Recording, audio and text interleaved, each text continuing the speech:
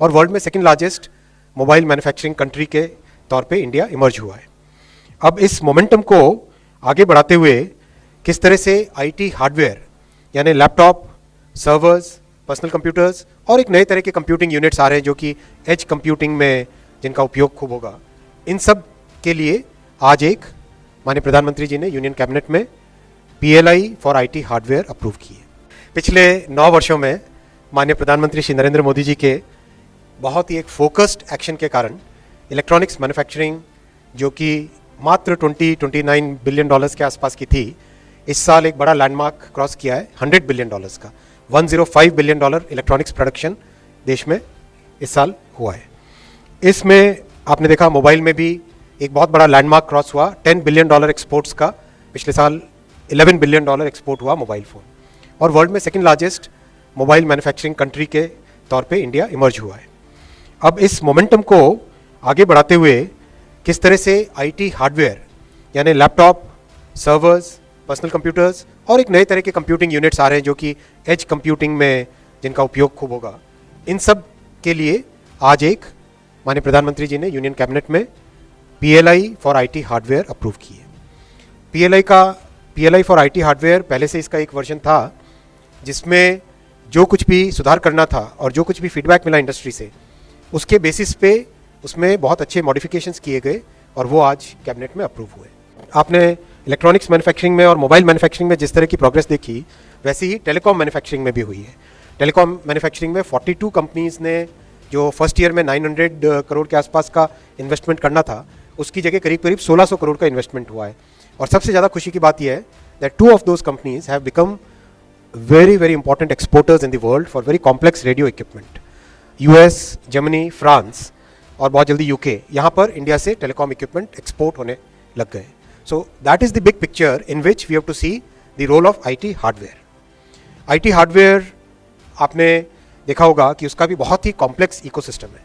तो इस complex ecosystem में किस तरह से आईटी हार्डवेयर की फर्म्स को, कंपनीज़ को इंडिया में लाएं, उनको लोकलाइज करने के लिए इंसेंटिव दिया जाए, कैसे उनका कंपोनेंट का इकोसिस्टम इंडिया में बने, कैसे हमारी इंडियन कंपनीज़ एक सिस्टमेटिक वे में ग्रो हो जिससे कि उनकी भी कैपेबिलिटीज़ बढ़े, उनकी कैपेसिटी बढ़े और फ्यूचर में डिज़ाइन और मैन्युफैक्चरिंग का कॉम्बिनेशन करके इंडियन ब्रांड्स डेवलप हो। इन सब को ध्यान में रखते हुए बहुत ही एक कॉम्प्रीहेंसिव प्रोग्राम आज अप्रूव हुआ है। In terms of numbers, IT PLI में the budgetary outlay is 17,000 crores. The tenure of the program is 6 years. Expected investment is 2,430 crore. और जैसा आपने टेलीकॉम में देखा, पहले साल में 900 करोड़ एक्सपेक्टेड था, लेकिन 1600 करोड़ इन्वेस्टमेंट हुआ। इसमें भी लग रहा है कि the way things are moving, investment जितना हम एक्सपेक्ट कर रहे हैं उससे ज़्यादा ही आएगा। Expected incremental production 3,35,000 crore. That will be the additional GDP because of this particular scheme. 3,35,000 crore का expected incremental production. Expected incremental direct employment is 75,000. So 75,000 expected incremental direct employment. और आप जानते हो डायरेक्ट और इनडायरेक्ट में electronics manufacturing में 1:3 का ratio रहता है। सो विच मीन्स रफली हम एक्सपेक्ट कर सकते हैं कि करीब 2 लाख से ज़्यादा इसमें रोजगार जनरेट होगा। जो बदलाव हुए हैं उसमें से सबसे बड़ा बदलाव है कि पीएलआई 1.0 में 2% इंसेंटिव था। तो जैसा कि टेलीकॉम में, मोबाइल में, सब में 5% का एक बेंचमार्क बना हुआ है, तो आईटी हार्डवेयर में भी अब 5% इंसेंटिव आया है, पहला। दूसरा बदलाव आया इन्वेस्टमेंट की फ्लेक्सिबिलिटी। 4 साल का पीरियड था पीएलआई 1.0, इसमें 6 साल का पीरियड रखा है, जिससे कि इन्वेस्टमेंट आप एक बहुत ही सिग्निफिकेंट अपने तरीके से केयरफुली जिस भी पेस पे चाहो उस पेस पे कर सकते हो। तीसरा बड़ा बदलाव है लोकलाइजेशन को इंसेंटिवाइज करने के लिए ऑप्शनल एक्स्ट्रा इंसेंटिव रखा गया है। फॉर एग्जाम्पल, इंडिया में मेड पीसीबी असेंबली बनाए, इंडिया में मेड पावर सप्लाई रखे, इंडिया में मेड सेमीकंडक्टर चिप्स यूज़ करे, तो उसके लिए एडिशनल ऑप्शनल इंसेंटिव रखा गया है। तो इससे ये सारे के सारे बदलाव से अच्छी बहुत हाई प्रोबेबिलिटी है, बहुत कॉन्फिडेंस लेवल है कि बड़े जितने भी आईटी हार्डवेयर मैन्युफैक्चरर्स हैं वो सब के सब इंडिया में अपना प्रोडक्शन बेस शिफ्ट करेंगे। Increasing the incentive percentage from 2% to 5% has its own impact. That's a big jump. Second, the flexibility in investment period and flexibility in having a model in which Indian contract manufacturers can be taken on board. That itself is a very big flexibility. We have learnt a lot from our experience in mobile phone, experience in telecom. These two PLIs are very successful.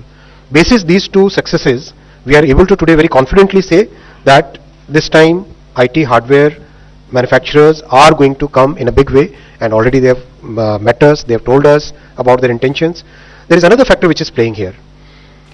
There is a very distinct change in the mindset in India's electronics industry. The earlier mindset was import substitution. Now the mindset is export-led growth. So earlier mindset was कि India में $9 billion का अगर import होता है तो $9 billion को target रख के प्रोडक्शन करना है. अभी माइंडसेट हो गया कि दुनिया का मार्केट $50 billion का है, तो इस दुनिया के मार्केट को कैसे हम इंडिया से केटर करें. That's a big fundamental mindset change.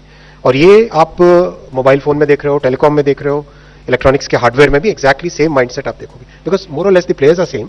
एक और फैक्टर आया है कि इकोसिस्टम पूरा रेडी हो गया है. Over a period of 7-8 years ecosystem पूरा कंप्लीट रेडी हो गया है. आज लोग डिजाइनर्स अपने इंडिया में अवेलेबल है. आज कंपोनेंट्स की कंप्लीट इन्वेंट्री जो होती है वो सब के सब स्टेप बाय स्टेप लोगों को पता है. कहाँ पे वैल्यू एडिशन ज्यादा हो सकता है इजीली वो लोगों को पता है. तो इस तरह से एक फंडामेंटल चेंज आया इलेक्ट्रॉनिक्स इंडस्ट्री में.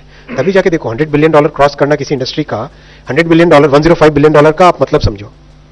हमारी जीडीपी का ये 3% है. 3% of our GDP is a very large number. So imagine this is the quantum of electronics manufacturing which is happening today. 25 lakh लोग employed है. 2.5 million people employed in a particular sector is a very big thing. So I mean that's the momentum which makes us confident. PCB assembly, SMTP का localisation करना बहुत ही normal है, because India में बहुत अच्छी इसकी कैपेसिटी ऑलरेडी अवेलेबल है. Plus India में इसके बहुत बड़े स्किल्स अवेलेबल है. आप किसी भी पीसीबी को आप देखोगे मल्टी लेयर पीसीबीज होती है आजकल. If your question is related to SMTP ना, मल्टी लेयर पीसीबीज होती है, यानी एक लेयर, उसके ऊपर दूसरा लेयर, तीसरा लेयर, चौथा लेयर, पांचवा लेयर, कुल मिला के 24 लेयर तक जाती है. तो आज इंडिया में बहुत अच्छी इसमें डिजाइन और मैन्युफैक्चरिंग की कैपेबिलिटीज बन चुकी है. सो उसको लोकलाइज करना लाजमी है. कई लोगों ने ये कहा था कि लेट दैट बी इंपोर्टेड, पर हम लोगों ने कहा कि जिस तरह की कैपेसिटी इंडिया में ऑलरेडी अवेलेबल है वो तो इंडिया में ही मैन्युफैक्चर होना चाहिए.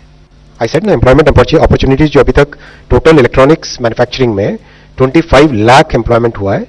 आईटी हार्डवेयर में जो आज स्कीम आपके सामने लेके आए, इसमें we are expecting 75,000 employment. There are many items which are not manufactured in India today, but the way ecosystem is growing, we know that many of these items will be manufactured in the coming 2-3 years. So that's why we have kept a construct in which there is an optional extra incentive for certain items. For example, semiconductor chips manufactured in India. For example, processors manufactured, semiconductor processors manufactured in India. For example, memory chips manufactured in India. So all these items are part of the growth journey that India is already embarked upon. So as and when that manufacturing happens, if people use, let's say, memory chips made in India, then they will get additional incentives on this.